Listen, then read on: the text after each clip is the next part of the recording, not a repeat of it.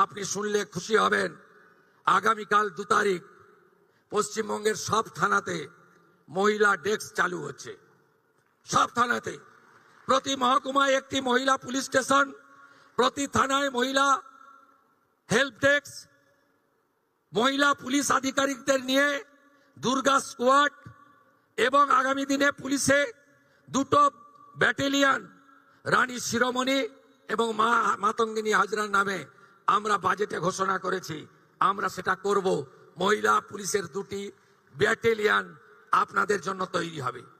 আগামী মহালয়াতে দুর্গাপূজার আগে মাতৃপক্ষের সূচনায় আমরা 112 চালু করতে চলেছি।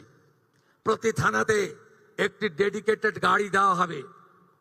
ওই গাড়ি আপনাদের যে কোনো অভিযোগ দ্রুততার সঙ্গে নিষ্পত্তি করবে।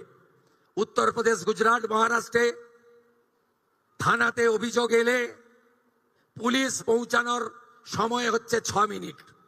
পশ্চিমবঙ্গে এই মুহূর্তে থানাতে অভিযোগ এলে পুলিশ পৌঁছানোর সময় হচ্ছে এভারেজ 3 ঘন্টা।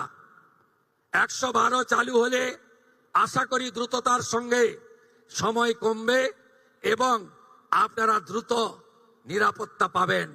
আমি যখন নির্বাচনী প্রচারে ভবানীপুরের বাড়িতে বাড়িতে গেছি, আমাকে অনেক মা বোনেরা বলেছেন,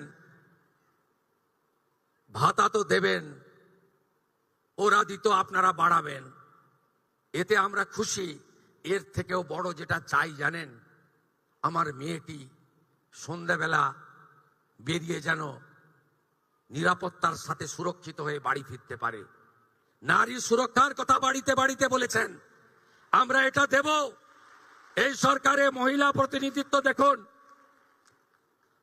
বারে বারে আমরা বলি, আপনাদের হাতে ক্ষমতা না দিলে কখনো সমাজ, কখনো দেশ, রাজ্য এগোতে পারে না।